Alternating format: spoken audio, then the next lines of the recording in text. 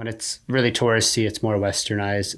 You don't get that culture shock, and I love Yeah. that culture shock, and it's cheaper if you go somewhere that's less touristy. But I love that, like just feeling like I'm in a whole other world when I'm traveling. That's Like, heavy though, especially for our society. For people in our society, that's real heavy to go to a place and experience the raw place itself, yeah, because we're so in this technological world where if we get out of that, it's heavy. Like you said, it's a culture shock. It's a lot to handle, you yeah, no, know. it is at first too. But that's like one of the major reasons I I think like. it's super important. I think it's good to see how people live. You know, you got to realize that not everyone lives like this. We're really really fortunate, and we have so much to appreciate. Like the fact that we have a minimum wage, we have um, being born in California is probably one of the luckiest things that could ever happen to you. Honestly, you're being born into a city like especially San Diego. Like you're being born around people who are really successful, and you're around a lot of really smart people. You have running water. You have the ability to go buy food. We have a lot, and it's definitely good to kind of give yourself that reality check to how fortunate you are sometimes. It's funny because if you were to tell someone to go to Peru or go somewhere else and experience that and take them out of this game, it'd be hard for them to get out of it because they're so wrapped up in it. Mm-hmm. So you take them out of it and they're like, whoa, like, I can't believe that's what I've been doing Yeah. and what I've known as normal for so long. Like, because I think that that's something that, I mean, just hearing it from you, it's like, I didn't consider, if we had running water or if we could go to a grocery store, like for Americans, that's a normal thing, Yeah. You realize how much you take for granted at times. It's pretty wild. You have electricity. Like, you have a refrigerator.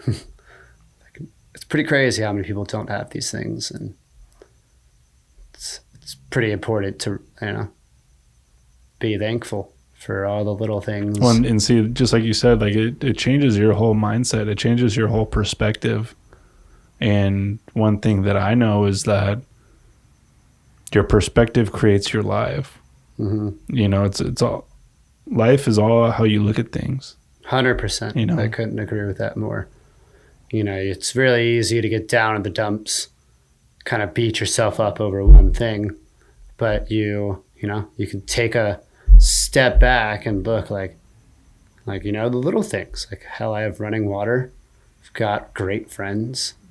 Well, we've got everything pretty much, but just we really do have so much to be fortunate. We live in one of the most beautiful places in the entire face of this planet, in my opinion. Perfect weather year round. Just you can't really beat what we got.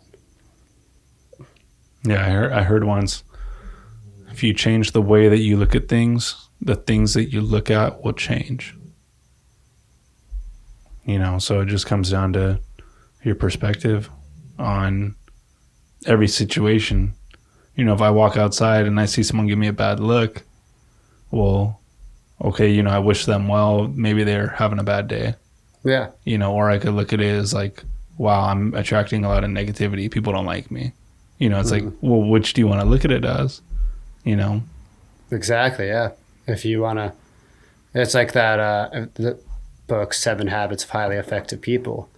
This guy was, he was on the subway, I want to say, and he sees a dude whose head and his shoulders really stressed out, and his kids are just running around the place screaming, just kind of causing a commotion. He's like, finally, like, kind of worked up the courage to be like, hey, man, can you, like, get them to calm down?